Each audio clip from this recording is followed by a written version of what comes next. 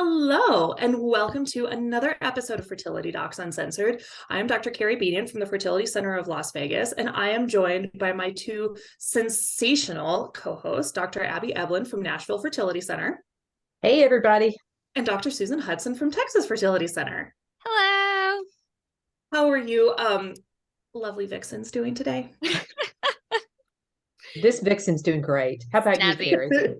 Well, that first vixen said that she just went to a wine tasting party, and I want to know how this is done because I love having people over and feeding people good things, but I have a terrible record with wines. Like between my husband and I very rarely go wrong with food. I very consistently choose vinegar to drink.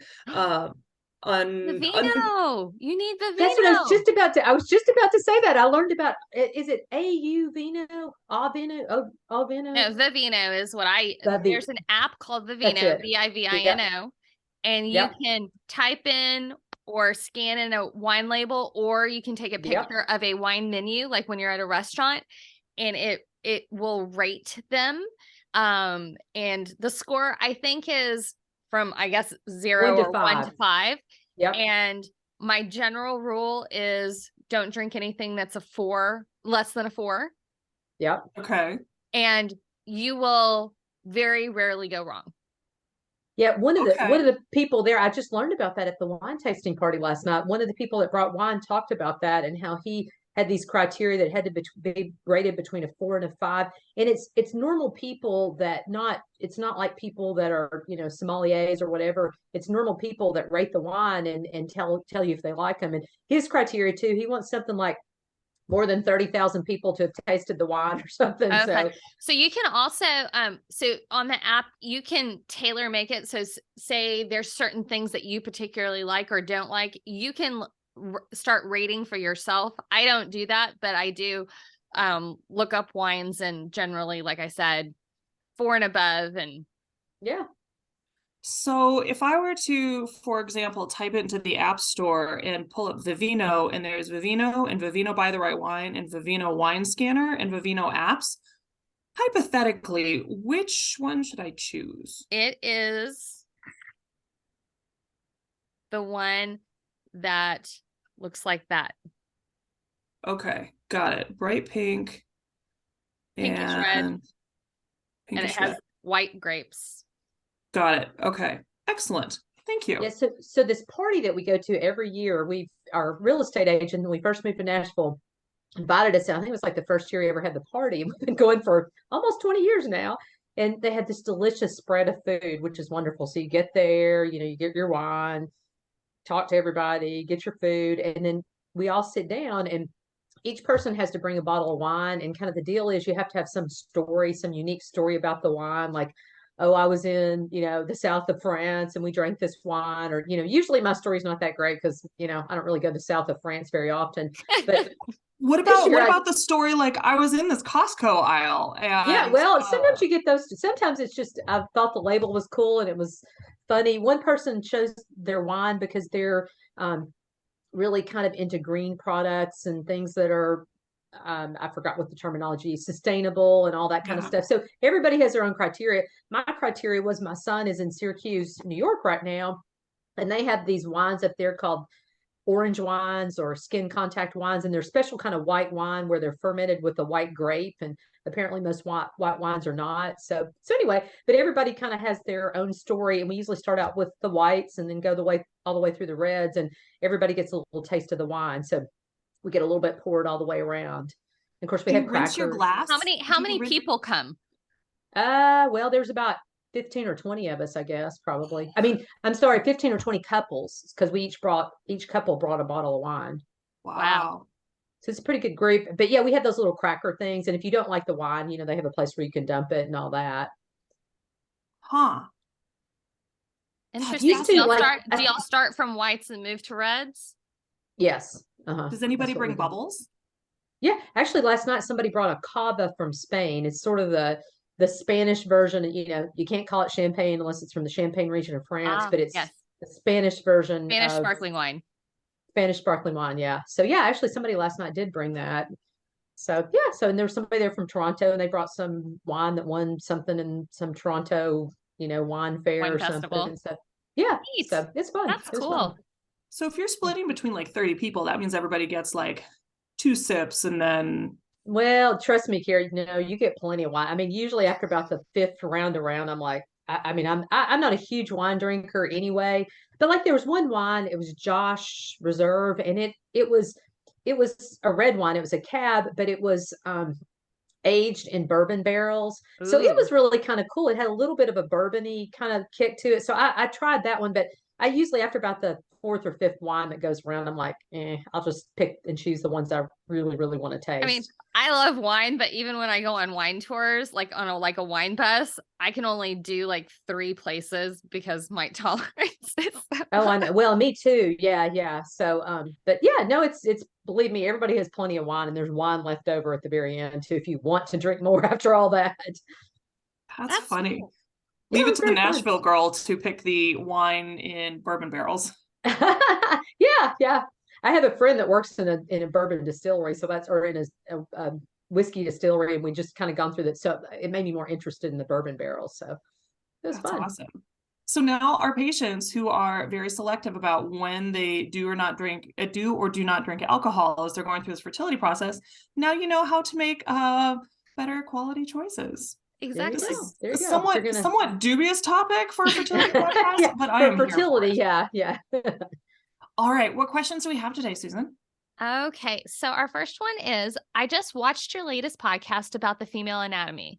I was very frustrated because I ran into a rare problem that I hope you can talk about. I, for some reason, have only one ovary on the right, and she's never had surgery. When I had an HSG, it showed the dye going through the right fallopian tube, and what I thought was a blocked left one. I don't think I have a left one. Have you ever heard of this? It's hard to research. Please help. Oh, sure. Yes, absolutely. We've heard of that. In fact, it probably goes along with the uterine malformation too, if I had to guess, or could go along with the uterine malformation. Depends on what the uterus looks like. So she had an HSG, she said? She had an HSG, has a right tube, does not think, hold on.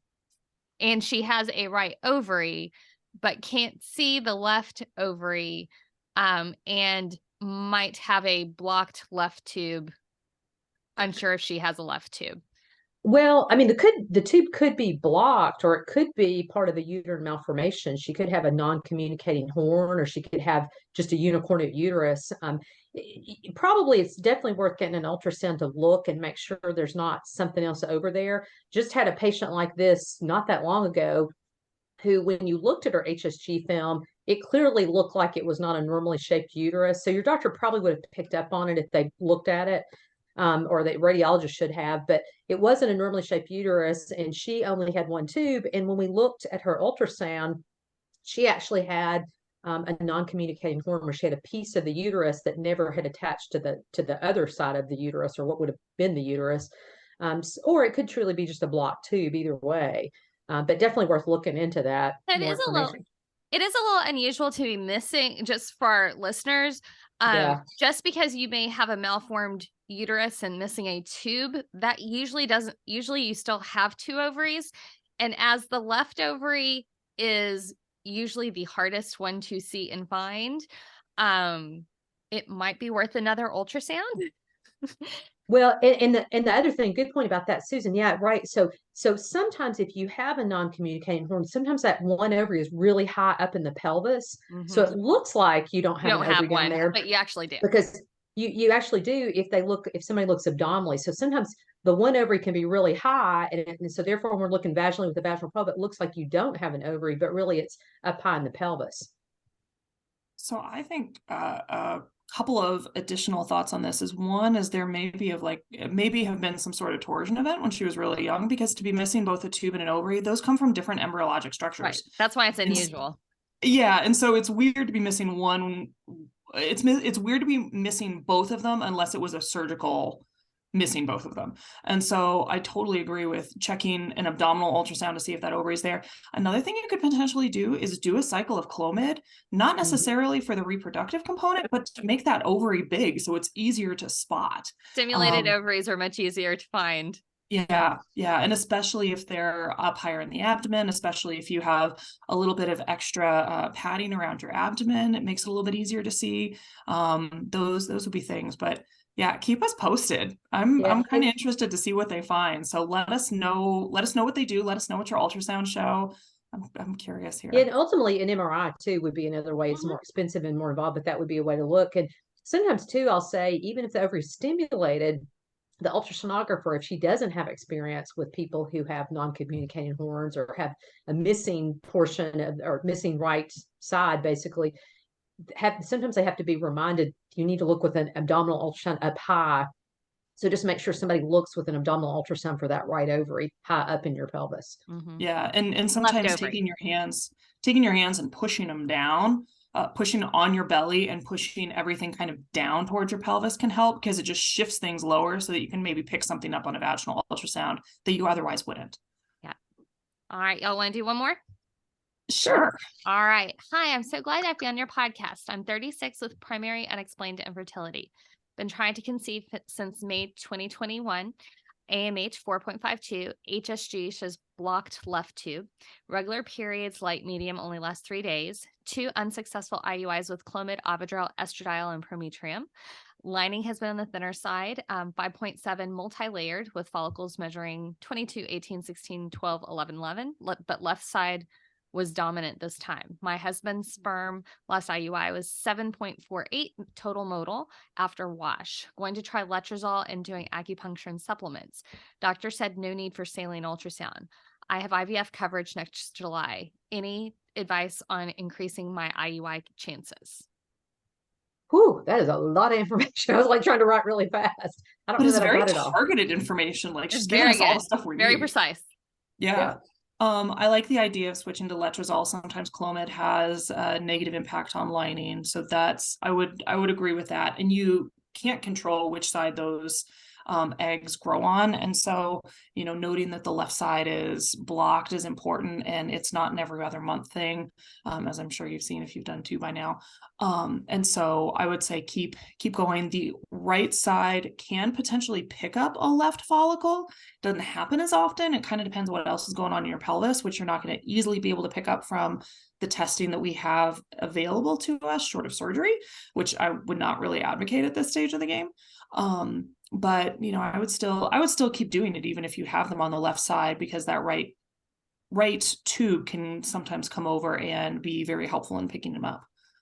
My main concern is the sperm count. Yeah, that's what I was going to say. And so if you're really trying to avoid IVF, what I often do in my practice is doing back-to-back IUIs. And what I mean by that is we would trigger on one day, and instead of just waiting the 36 hours, we would trigger the next day. I would do an IUI, and the next day I'd do an IUI, so that you have 2 episodes that combined, you're more likely to have over 10 million total modal sperm, based on kind of the parameters that you've had previously. So I tend to do that where I am. I can't freeze sperm and get it to myself very easily, because we're about 40 minutes away from the lab. And besides the fact that if you have a lower sperm count, you're going to lose a lot of sperm in the freezing and thawing process. And so I found back-to-back IUI in this type of situation pretty darn helpful. Yeah, it can't hurt. I will say we don't really do that at Nashville very often. We do have the capability to freeze and all that, but generally we don't do that. But I would say I would really make sure that you guys really abstain and do that every other day, or at least make sure there's at least 2 days between ejaculations, just to make sure that you optimize everything. I think if your husband's well hydrated, that may help a little bit, may give him more volume. And also too, I think sometimes if guys collect in stressful places, like in the office or something, sometimes their volume doesn't appear to be quite as good. So if you could, collect at home and get it there within the reasonable amount of time. Or I've even had patients in Nashville that have rented a room and had collected in a hotel room where he's more comfortable and less stressed, and just anything that can give him more volume overall will have more total sperm in the ejaculate. For the love of God, don't do it in the parking lot and get arrested. Yes. Yeah. And we're very serious about that because we've all had people that we found out have done that. So there's no need. There's lots of other places you can safely and legally do this. Yes. All right. So topic of today is alphabet soup. And as is befitting, you know, this time of winter when soup is the primary MO for quick meals, fertility is an alphabet soup. And so for people who've been in this world for a long time, like the three of us, we spit off letters like it's our job because it's our job. And there's some of our things that actually have multiple letters that mean the same thing.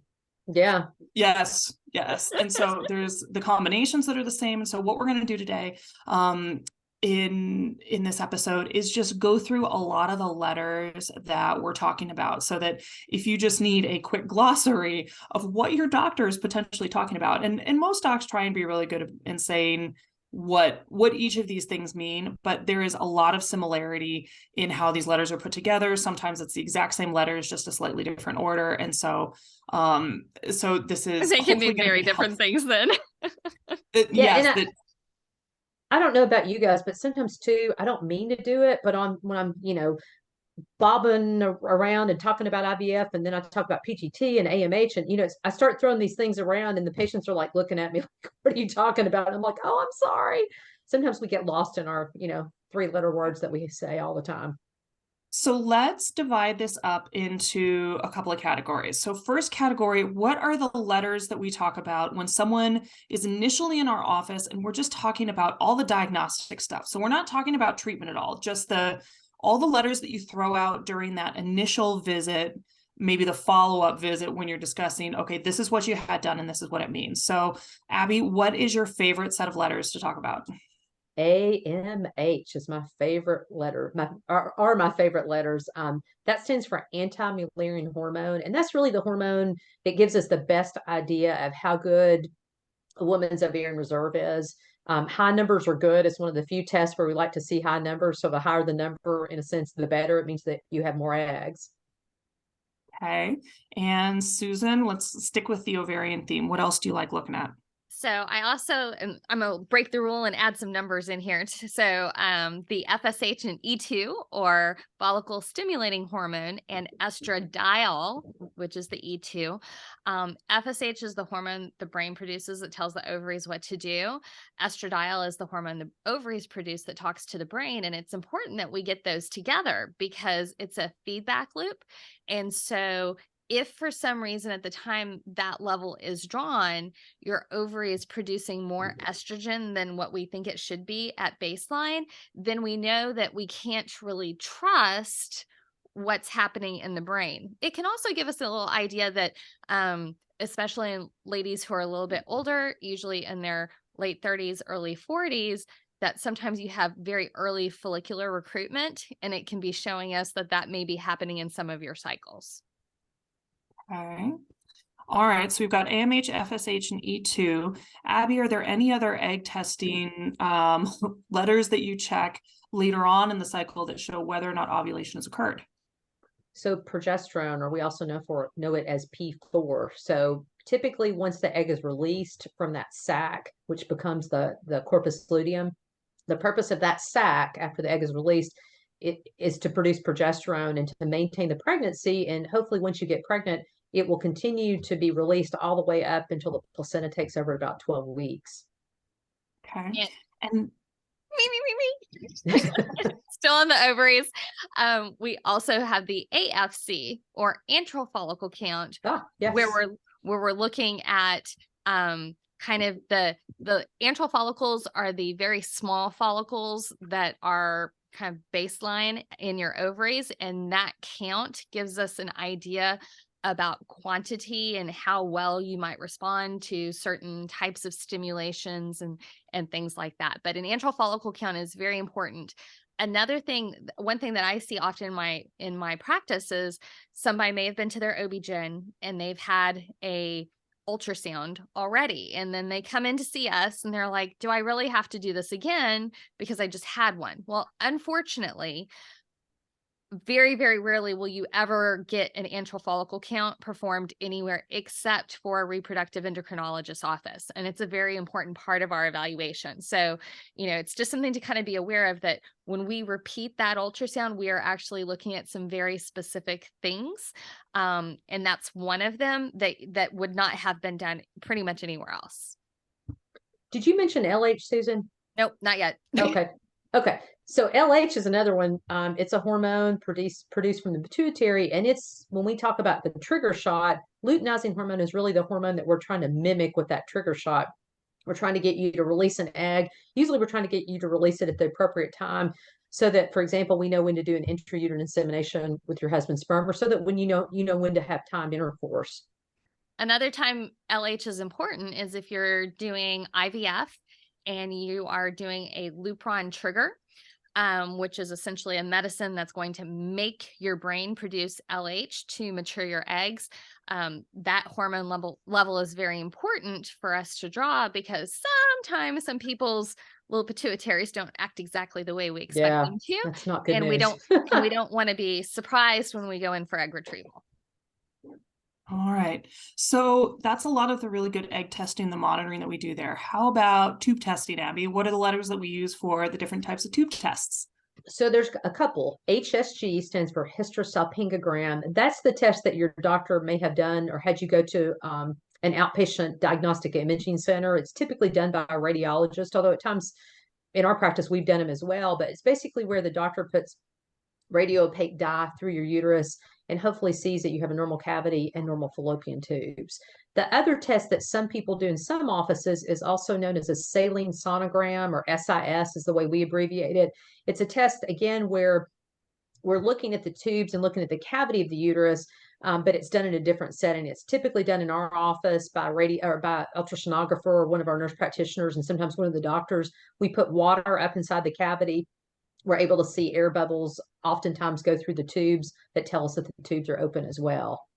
One thing The other set of letters that can apply to that one are SHG, sonohysterogram, as opposed to hysterosalpingogram. So you've got your HSG, which is for the tubes, and your SHG, which is for the uterus, depending on what your office uses. Or SIS is what we call it. Or the SIS is very common in other offices, and they all mean the same thing, but or basically just the same but different things. So one thing I did want to mention, because some of us use a little bit different terminology, but realize that a sonogram and an ultrasound are the same thing. So that's another thing we often hear from our patients. They're like, am I having a sonogram or an ultrasound? Yes. It's the same term. And sometimes when you're looking at reports in particular, we don't tend to say this nearly as much, but you will often see it in the written material. US is ultrasound, TV US is transvaginal ultrasound, TA US is a transabdominal ultrasound. So you won't usually hear that referenced in verbal, in any verbal way, but you see will it in your notes. written down. You'll see it in the notes, and you'll see it like if somebody's writing down, okay, you need to go for an ultrasound, sometimes they'll write down TV US or US. And I know that in our office, E2P4 US is a very common set of instructions, and patients are like, why are you talking about the United States with respect to my labs? Like, this doesn't make any sense. And it's our shorthand. Okay. So with respect to male testing, what's the common abbreviation for the male testing that we all use? SA. You got it. Semen analysis. All right. And I don't think there's any other major male abbreviations. DFI, which I know not all of us do, but DFI stands for DNA Fragmentation Index. And so there are some tests that will test to see if there is more fragmentation in the DNA of the sperm, if your physician does that testing and acts on that type of testing. And we don't all agree on that one. So that one's an evolution right now. There's a few new tests that we're trying to see how that works. Okay, so that's the majority of the alphabet soup that people go through in the initial testing phases. And this is kind of the general, pretty much everybody gets some version of these. Now, there's the other things that we will sometimes order that is not that aren't appropriate for absolutely everybody. So some of the imaging in particular falls into this range. So Abby, with your deep level of anomalies coming from the program in Kentucky, what do you use when you really are worried about? And I only say that because I remember thinking that you guys had an amazing anomaly program, because I was looking at that when I was in training. But what if you're really worried about a set of uterine anomalies that can extend elsewhere? What is the imaging that you order? So usually MRI, because it's the best way to look at soft tissues, and radiologists are pretty good at being able to really diagnose any like division in the uterus or complete separation or partial separation or whatever. So usually an MRI is the thing that we choose. Okay. And then some of the blood panels that we do that we are commonly referring to, that patients kind of get lost also in the alphabet soup. So Susan, if you're doing an infection panel, for example, what are the set of letters that come out most often that we don't think about as physicians, that patients kind of go like, what the hell are you talking about? Right. When we're talking about infections, the things that we test for generally in our office are obviously HIV. We will do an RPR, which is a screening test for syphilis. We will also test for Hep B, which is for hepatitis B, and Hep C, which is hepatitis C. Let's see. If you ever see us, if you might have a history of chlamydia or something like that, or having that test, we often abbreviate that as CT. Anything else I'm forgetting? Gonorrhea is GC. GC, yes. Yeah. GC chlamydia is very common. Mm-hmm. Okay. And then Abby, what are some of the general endocrine type things that we are looking at usually on our general panels when someone first comes to see us? So like a TSH and a T4, check your thyroid to kind of make sure that your thyroid's functioning normally. The other ones that we look at, or other one that we look at sometimes is prolactin, just to make sure that, you're not secreting too much of that. It's normal when you're pregnant, but it's not normal. And after you deliver, when you breastfeed, but we shouldn't see that in somebody that's trying to get pregnant. And we often abbreviate that as PRL. Mm-hmm. And then an A1C is very commonly obtained. That's looking for diabetes. Mm-hmm. And that's checking to see what the measure of your sugar has been over the past couple of months, if it's been high or low. Mm-hmm. High is really what we care about here. Nobody's going to argue with somebody whose sugars are low. Because we're like, oh, good, you're doing what you should be doing. And then CBC is a really common one that is looking at your H&H. So CBC is a complete blood count, and your H&H terrible, is Carrie. What? I was like, that's terrible. Yeah. Right. Like we're talking in shorthand. So CBC is a complete blood count. H&H is hemoglobin and hematocrit, and all of those travel together. We're really just looking to see, are you anemic? Is your white blood cell or WBC count high, which those are infection fighting cells. So we pay attention if those are particularly high or low. And then platelets or PLT. That's starting to get more esoteric. We don't usually find problems with those in fertility patients, but the H&H is pretty common. A lot of women have anemia. Yeah, and some people we look at the CMP. I don't know if you guys call it the same thing, but complete metabolic panel looks at glucose. Or a BMP with slightly different. Yeah, basic metabolic panel. It looks at glucose and renal function and that sort of thing. Okay. All right. Do you think we left out any letters? I have something. When we're trying to find out what your blood type or your partner's blood type is, we will check ABO, which is checking whether you're A, B, O, AB, any of those. And we'll also look at your RH, which stands for rhesus factor. And this is the thing that is either positive or negative. And the reason why that's important is that if the female is RH negative, and the source of the sperm is RH positive, there's a chance that there can be some little intermingling that happens in blood that could actually cause problems later on, either in pregnancies or if you needed blood yourself. And so some of y'all may have heard about something called a RhoGAM injection, which is often given if you have early bleeding in pregnancy, or even if you're having a completely normal pregnancy and you have a negative blood type, you'll get it about halfway through pregnancy. Once you deliver, they'll test baby's blood type. If baby's blood type was positive, you'll get it again at that point. I have a lot of patients, especially recently, that they're very, very worried that they have gotten this RhoGAM injection, and this is something that like we do all the time. And just because you got the RhoGAM doesn't mean anything's wrong. We're actually just working to prevent that something could be wrong earlier. And like I said, even if you're not planning on having babies in the future, if for some reason you needed a blood transfusion, you were in a surgery and needed blood, or you were in a car accident or something like this, it helps you have more options for blood products. Mm-hmm. And being Rh positive as a partner and Rh negative as a patient who is going to carry the pregnancy is typically not something to really spend a lot of time worrying about. Don't sweat it. This is just more information. So this is not typically a cause for concern because we give those RhoGAM injections. If we didn't, then yes, it's a huge cause for concern. But because that is standard of care, don't lose a whole lot of sleep over that one. Exactly.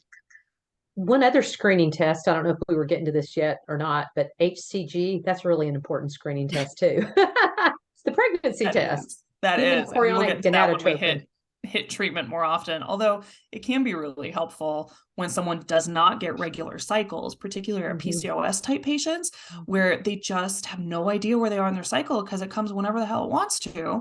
And checking an HCG is always prime in that, because those patients can get pregnant on their own, and we don't want to start messing with someone when they're already pregnant. Absolutely. So what is one diagnostic test if you have a woman who comes in who says, I have a female partner, or I don't have a male partner and I'm planning on using donor sperm? What is the additional infectious antibody testing that we order on those patients? And not YMCA, but CMV. So what's CMV? So CMV stands for cytomegalovirus. It essentially is a fancy cold virus. And there is a theoretical risk that if you are CMV negative and you use CMV positive sperm, that you could contract CMV in early pregnancy, which could lead to birth defects. So it is often, but not always, recommended that if you are CMV negative, to use CMV negative sperm. Also, too, if you're going to use donor eggs or donor embryos, there's another one called HTLV, which Carrie says it's hot in Las Vegas, but I don't know if that's what it really stands for or not. But actually, I'll be honest, right off the top of my head, I'm trying to remember what it does stand for, but it doesn't stand for hot in Las Vegas. But it's what? Human T cell lymphocytic virus. Yeah. There you go. Yeah, there you go. HTLV. Very good. Okay, so let's talk about treatment. So your patient comes in and let's say she is a candidate for absolutely everything because her testing is absolutely perfect in every respect. Which no, you cannot ace fertility testing. I see all of you type A patients out there. The goal is not to ace fertility testing here, okay? But what type of treatments, specifically letters, are we talking to her about at this stage? So really, we may talk about IUI right off the top, intrauterine insemination, where we take the sperm and put it up inside the uterine cavity at the right time in a woman's cycle. And what is the other type of insemination that people sometimes do before they get to the fertility office, particularly for people who are using donor sperm at home? So ICI, intracervical insemination. And so that's where it basically mimics, intercourse where the sperm is deposited in the vagina. Up high, close to the cervix. Okay. And then what if someone needs bigger guns? Bigger guns? We're talking IVF, in vitro fertilization. Okay. And what about combining the sperm with the eggs? What are those letters? ICSI, intracytoplasmic sperm injection. So where we take one single sperm, or embryologists do, and put it inside the egg to bring about fertilization. Okay. And when we're talking about the medications of IVF, what are some of the common things that we refer to in those medications? Usually when we're talking about general overall class of medications, these are not necessarily the brand names, but we're going to give you, this type of medication to mimic what's going on in your body. What are those letters? Similar to what we've already talked about. FSH and LH. Yep. Good when we can read Carrie's mind.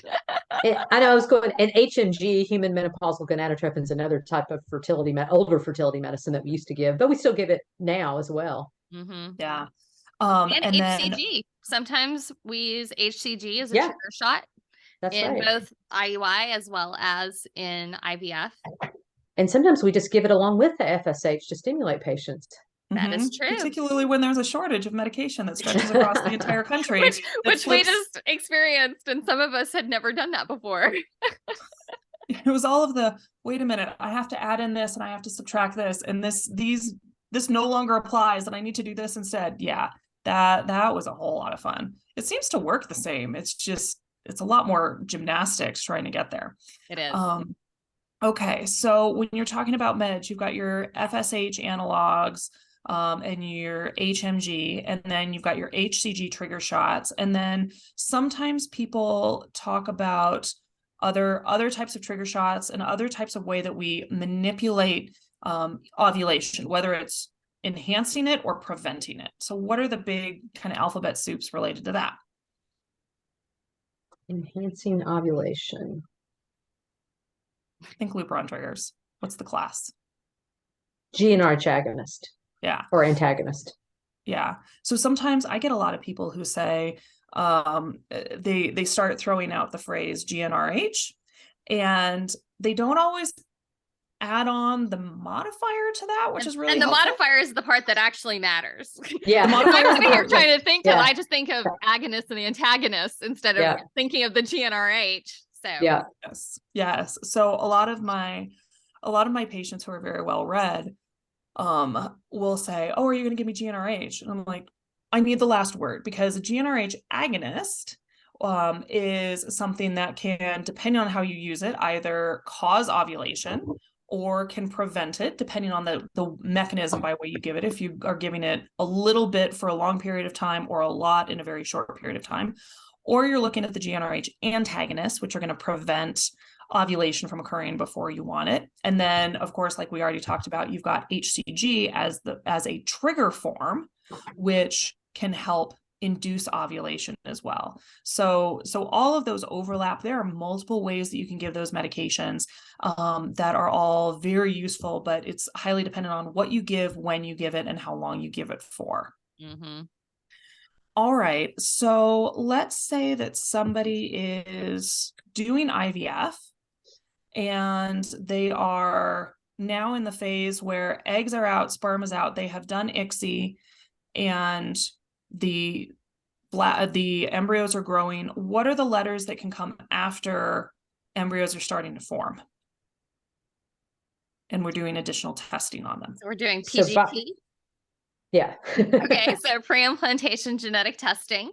And that's where we take a few of the cells that are going to become the placenta, and we'll later cryopreserve the embryo and send those cells off for us to do further testing on the embryo. Now, there's usually letters after PGT, and those letters afterwards indicate what type of testing you're doing. So the most common PGT that is performed is PGT-A.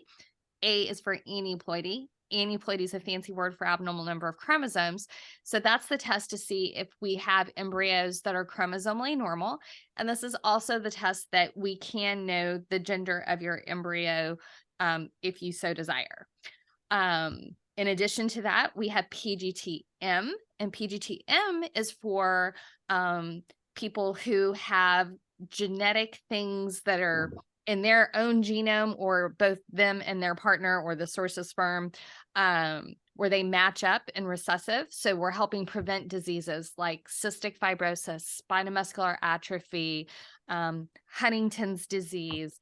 There's a host, there's literally hundreds and thousands of things we could do this for. It's not something that we test for every, disease out there. We have to know that you and your partner are actually carriers. We also have PGT-SR, which stands for structural rearrangement. And that's when this is most common in people who have recurrent pregnancy loss, where part of their chromosomes are a little bit in the wrong place. And so it makes it a little harder for them to make chromosomally normal embryos. So it's a test to see, do we have balanced embryos that can lead to a viable pregnancy? And then we also have a new type of PGT that has started coming onto the market called PGTP. And this actually looks at some of the genes within the embryo and can give us some future prognostic data on the health of that eventual child and adult. And so that's sometimes used to help rank embryos. And especially if you may have family histories of certain things like early heart disease, melanoma, there's a host of specific disease things that they're looking for that are really polygenetic. So there's lots of factors that go into this. All right. If someone can't either carry their own pregnancy, or if someone has to use a donor for the eggs, what are the sets of abbreviations that go along with that process? So what about someone who can't carry their own pregnancy and needs somebody else? So they get a GC or gestational carrier to carry their pregnancy. Okay. And then Susan, if someone is using someone else's eggs, what's our common abbreviation for that person? Usually in the charts written down, less often that we are saying this out loud, but is very commonly in the charts. Like OD, like oocyte donor? Yes. Okay. And then what testing does everybody have to go through what major federal agency? FDA testing. FDA. We just had an FDA inspection this past week, as a matter of fact. We did too. My staff is delighted that is done. Yeah, they are too. Yeah, my staff. And they actually announced it this time as a side note, which is kind of funny. Usually they just knock on our door and don't announce it. And so we did great. And so we always do. So, but it's always makes everybody nervous when the FDA shows up knocking at your door to inspect your records. Make sure the regulatory agencies, that's a whole other episode all itself, letters and alphabet soup. So, okay. Any other major sets of letters? I mean, I've been tracking as we've been going along to make sure we hit all of the big ones, and we've hit over 40 in the past 20, 30 minutes or so. So any other major ones? We talk about IPs or intended parents. I don't know if that's a common one that you guys use, but intended parent, for a gestational carrier. Yeah. And then you've got some of the notation ones that sometimes people are more shocked to learn about. So one is RPL, which is recurrent pregnancy loss for people who've had multiple miscarriages. And then there's a couple differentiations for this, but probably the one that gets people most upset if they don't realize it is SAB. That's spontaneous abortion. That refers to a miscarriage. That does not imply anything beyond just you were pregnant and it stopped of its own accord. And so I sometimes have people who in the past have gotten upset about that notation, which is You'll think it's that on billing, especially because abortion is the medical term for miscarriage. And then there's spontaneous and incomplete, and there's different words we put in front of it. And so in, colloquial vernacular, it obviously means usually intentional termination, but really it just means a pregnancy that did not continue to develop.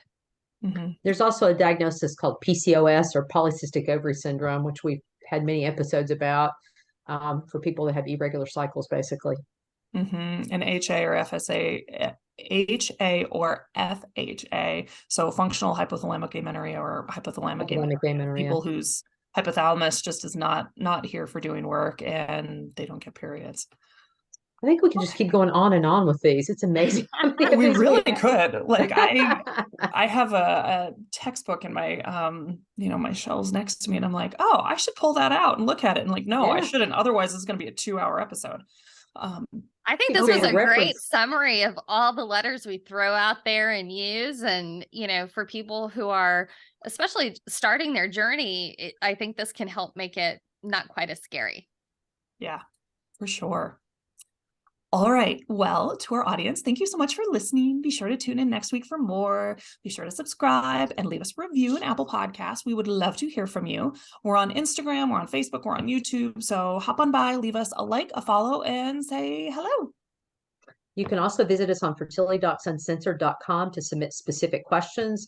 All questions will be answered on the podcast for our Ask the Doc segment. We also love to hear episode ideas, so be sure and leave us your thoughts. As always, this podcast is intended for entertainment and is not a substitute for medical advice from your own physician. All right, we'll see you soon. Bye. Bye.